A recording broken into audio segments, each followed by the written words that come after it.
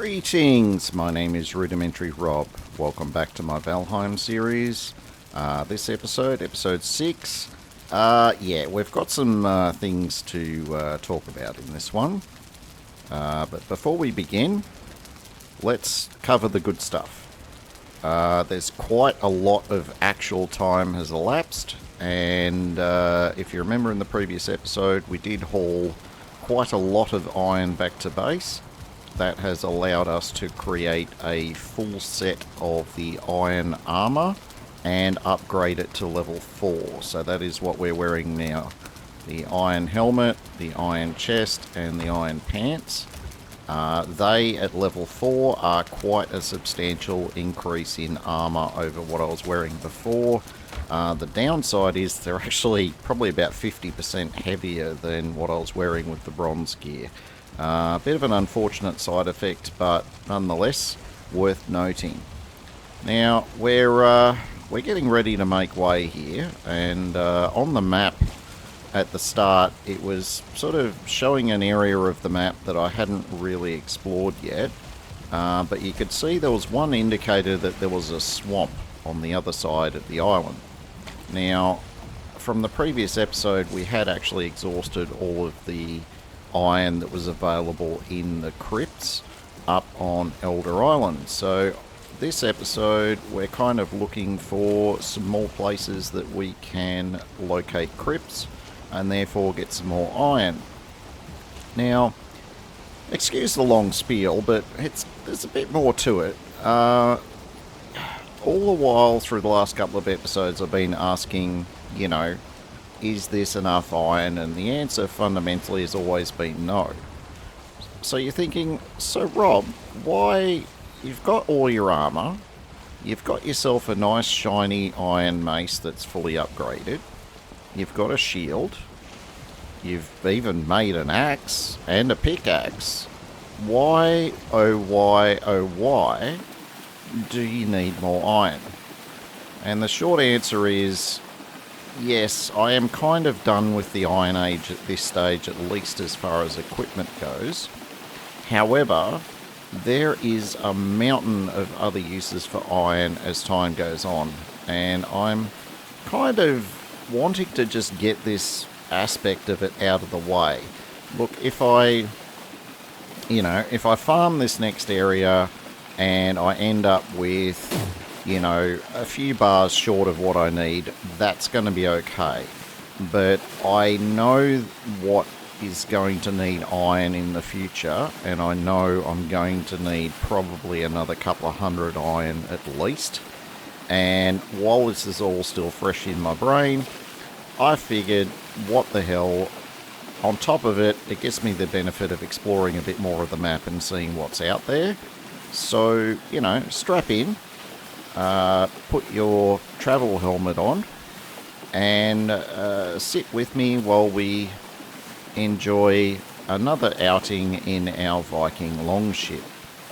Now, this route, I was kind of thinking that we could have actually turned west by now, but this particular continent, I'm going to call it, ended up being a lot bigger than I thought it was going to be. Still, it's all good. We're in our boat. We've got a bit of wind from time to time. The Viking longship does deal with, marginal wind a bit better than the little boat does. So you can make some pretty good time in this thing. And we're still going south. Yeehaw. Anyway, we're not quite done with our little rant. I do need to make a very small disclaimer right now that there will be some events in this episode which will cause some of you to want to scream loudly at the screen. You won't have trouble recognising these moments, and these moments may go on for minutes at a time. Now, I'll let that sink in for a moment. None of those minutes have actually occurred yet. I'm using this long travel period just to bring everyone up to speed. Now, part of this trip has actually done me a solid, because that little shirt icon on the map I'm not really going to need her just yet, but that is Hilda, and that's where the Hilda quests come from. Now, if you remember a few episodes ago, we found that special version of the dungeon in the Black Forest up on Elder Island. That's one of the locations involved with Hilda's quest. So we've actually got a bit lucky in actually finding those, two of those already. Now, I wasn't, realising that there was swamp further south, but I got a bit lucky here and we found some more swamp, so I'm actually cruising around looking for somewhere where I can land. And I find this little inlet here, and it looks like there might be some sort of a biome up in here that I'll be able to land at. I'm just having a bit of a look around. Sure enough, there's some crypts. In fact, there's 2 there already. So that looks like a really good bit of swamp for us to get into. So we keep cruising down this little inlet here. And all the while, keeping an eye out for, bad stuff like that abomination. But abominations take so long to get going, I'm not that concerned about him at this stage. We're cruising along here, and I'm starting to notice that grass up ahead is looking a bit too brown. And brown grass is plains. And yes, there's a little bit of swamp further on, but there's plains in between. And that's quite a narrow gap, and all it would take to ruin my day would be 1 mosquito. So I throw on the anchors, and we're doing a 180 so we don't, run into any trouble. I then become aware that there is actually a couple of fuelings, and as I mentioned, here on I am going to call them goblins. And now that we've had our little close-up, you can see why we call them goblins, because that's just what they look like. I did get really lucky there that there wasn't a mosquito, because I wouldn't be able to outrun one. We've got a headwind now. We do have a leech, but the leech decided to go after the goblins first. Now we have a Dragur that's taking off after us, but we'll be able to outrun that one. And while I am mildly sweating bullets here, because the day is getting very late, and being in a swamp biome is not very good, particularly one that you haven't explored, particularly one that has a lot of structures very close to the shore like this. Not very good to be in a boat near one of those when it's nighttime, because that's when the wraith can come out, and trying to fight a wraith on your boat, you're going to do a lot of damage to the boat. And I've already taken a little bit of damage here. The leech has already had a bit of a chew on it. I've already had the goblin throw a spear into it. I know it's still got a fair bit of health left, but I'm not, let's say I'm a long way from a friendly port, and I'm not in a mad hurry to die here. So we're trying to make ourselves a rapid exit from this particular very awkward scenario. Let's see how we get on with that.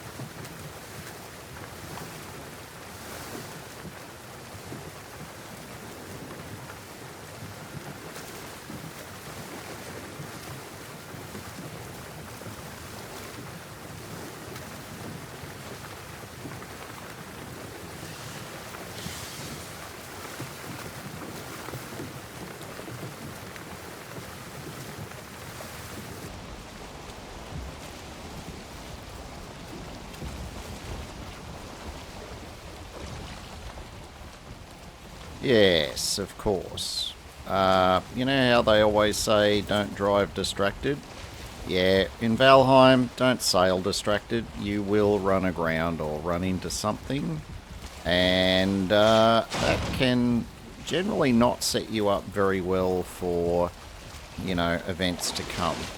So I've run aground so thoroughly here that even rocking the boat is not getting it free. So I've come to the conclusion that I now need to get up and actually physically push the boat off. Now, for those paying careful attention, you'll notice that all three of my foods are flashing at the moment. Oh, okay. Never mind. I did actually remember to do something about that. And I'm going to do something about this leech.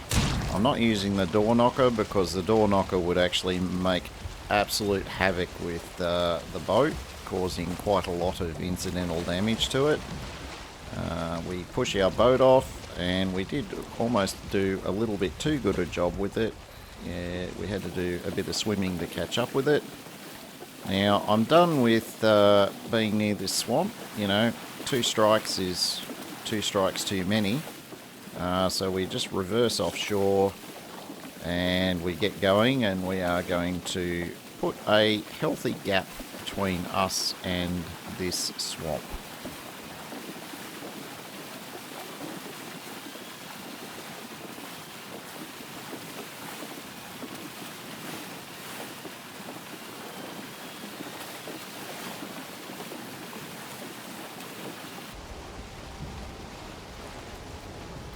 Yeah, I'm going to have to save that swamp for another day because it appears, at least from the water, to be surrounded by plains on both sides. So we're going to need a number of upgrades before I'm going to be comfortable trying to take on that swamp. So it's in a good place. So if in future episodes to come that we do need more iron, there is a lot of crypts there, and, with a bit of risk evaluation, we can probably get in there and get that without huge amount of effort.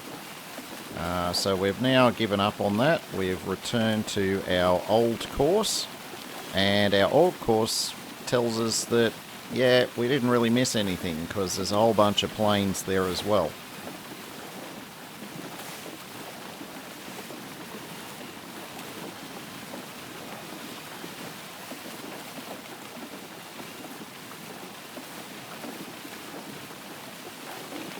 Well, as it turns out, there's quite a bit of plains everywhere by the looks. Well, that's good news for later in the series when we actually need the plains, but for the moment, it's just inconvenient.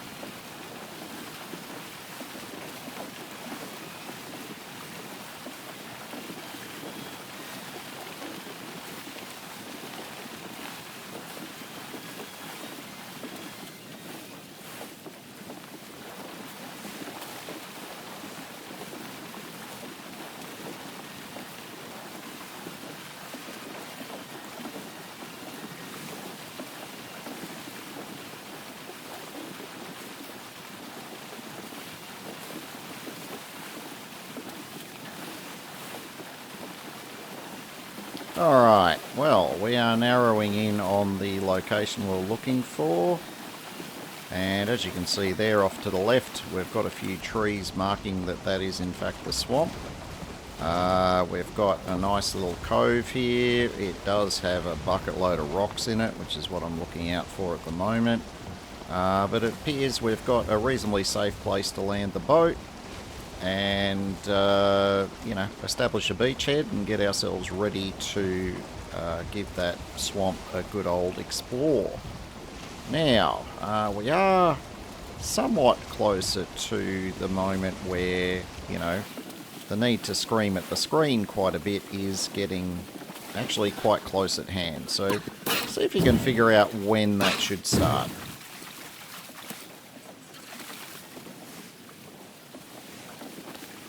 Alright, you should be warming up your vocal cords about now because we've landed and alright, so there is a bit of a need to get rid of a couple of locals. But then we've attracted the attention of this troll. And it's not just a troll, it's a 1-star troll with a log. And, you know, that's fine. We've got to deal with this guy because he is going to cause us some problems. And we've got to be a bit careful about in our dealings with him because obviously we sure as hell would not want to die at this particular moment. So as the fighting continues, we obviously attract more and more of the locals, and we've got 2 biomes here, so there's probably twice as many locals that you end up attracting. And look, the way I handle this fight with this troll, I'm going to say I think I did reasonably well. I'm trying to help use the troll to try and, you know, take care of some of the locals that the troll also does not like. I'm blocking most of his attacks. That said, though, I'm still taking a little bit of damage through the shield. Here I am, you know, recognising my future need for wood, so I'm trying to get the troll to break up these logs for me as well. Yeah, doing that pretty good. You know, this is how troll wood collecting works. A lot like troll mining, just with a different material. Now, that log rolling down into our longship actually did a lot more damage than I thought it did. But the boat's still pretty safe. You know, this was a very long fight because I had to try and make sure that I had endurance. Because there's no rested buff and I'm wet. So I had to be super careful with this. I did switch from the mace to the axe because we've dealt with all the Draugr and we're looking to do a lot more damage to the troll now. We sucked down a potion because we did take a couple of hits there. Still going alright, you know. Still going pretty good. You know, we are going to kill this guy. And there he goes. I've just realised, sped up, that the sound of a troll dying sounds like a bear dying in, or a bear attacking in some other games, but anyway. So, anyway, back on topic here. What's the big priority here? Well, priority 1, I guess, is repair the boat. As you can see, the boat did take a pretty big wallop there, but we've got it back to 100%. And we've got some, you know, materials in the boat to help us. You know, we've got a spare portal mats, we've got a little bit of wood, and here we are not really making use of any of that. If you are waiting for me to tell you when to start screaming at the screen, look, whenever you're ready, I'm ready. I say just go with it.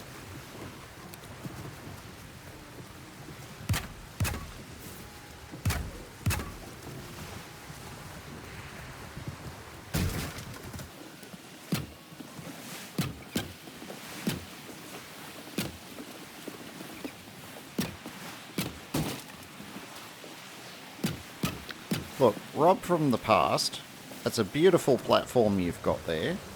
Maybe it might be a good time to, I don't know, put the portal down? Maybe, you know? Just saying. No, we're going to get some more wood. Okay, well, look, I'm sure he's going to get the portal down here in a minute. Alright, so, yeah. Let's put a chest down, because maybe I didn't have room to pick up the portal mats. Doesn't matter that the boat's got a catastrophically huge cargo hold in it. No. And then we're gonna run around like a silly person, vacuum cleaning up all of the stuff that, you know, could be useful. Killing another local or two. Yeah, and another one. Yep. But I'm looking around. I'm still not seeing a portal.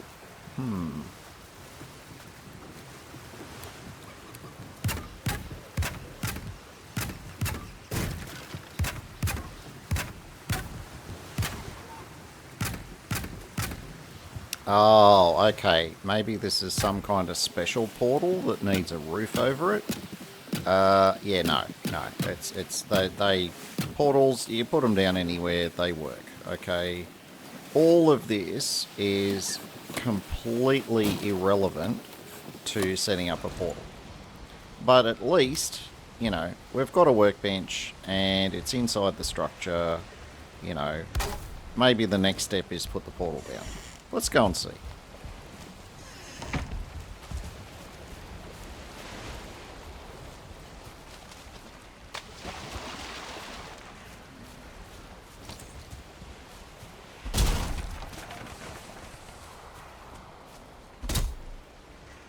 Now, I've been going on about the need for a portal, but there's been one bleedingly obvious thing blinking away in the bottom corner of the screen for the last 15 minutes.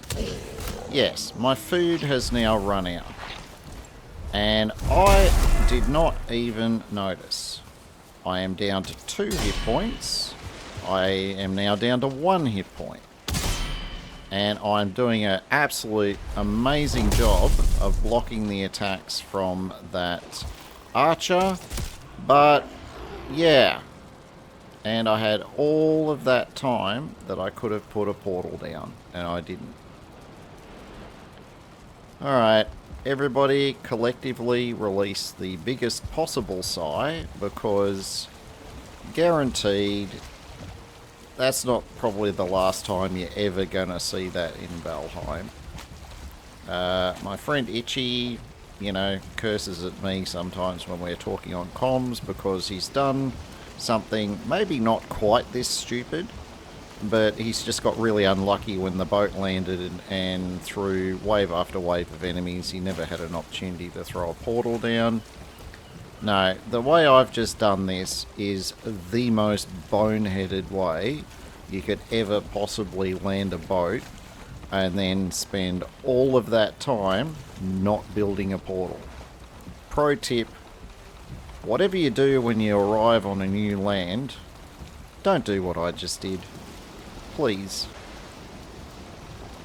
Anyway, I cut out all of the sailing back.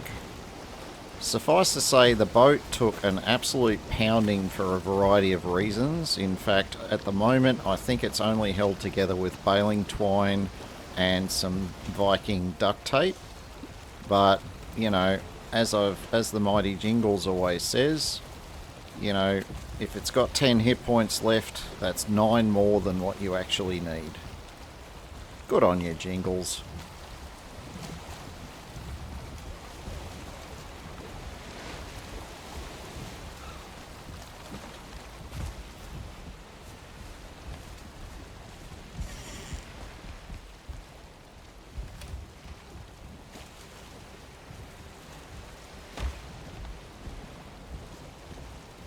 Now, sailing back, the amount I cut out was pretty close to a full 40 minutes.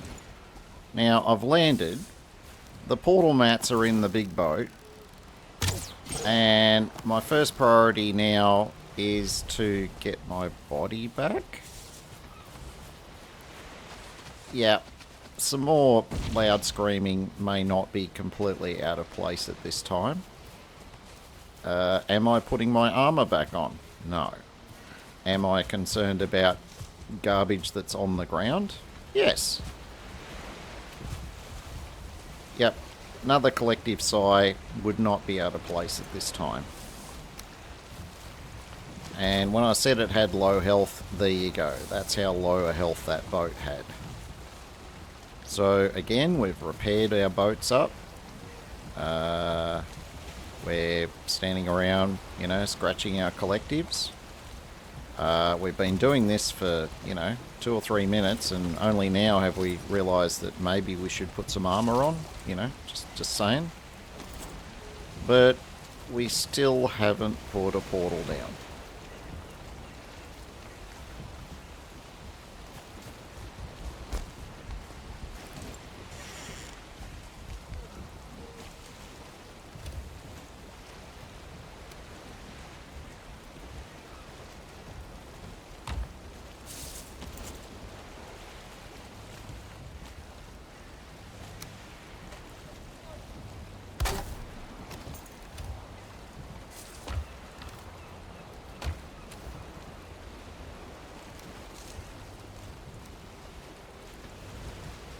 Yes, of all of the times that you could definitely tick the box and say OCD is, not a great thing, it's times like these, you know.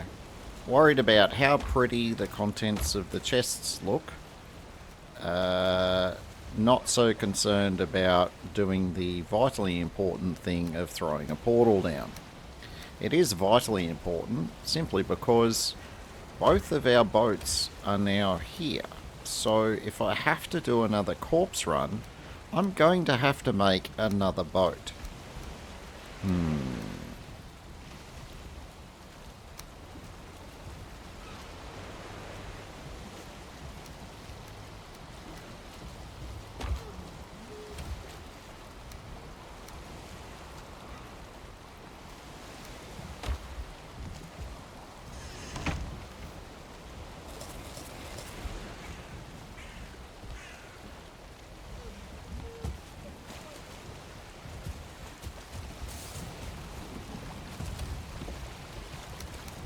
Yay! And as promised, we had some portal mats and some spare wood in the boat. And it's taken this long for the light bulb to come on and go, wouldn't that be a good idea to throw a portal down and, maybe save ourselves some future pain and suffering? And sure enough, we finally managed it. We are almost at the end of this episode, and everyone can now relax and stop screaming. Alright, we have finally reached the end of the episode. Please leave a comment below and let me know whether you've enjoyed it, and feel free to, vent your spleen a bit if you have been equally frustrated by this episode. Don't worry, it's not going to happen again, hopefully for a while at least. In the meantime, I thank you all for watching. Don't forget to like, comment and subscribe, and also hit that little notification bell, because there's going to be a few extra episodes coming out over this time, and that's the easiest way to get notified with each of the releases. In the meantime, my name is Rudimentary Rob. Thank you very much for watching, and have an amazing day.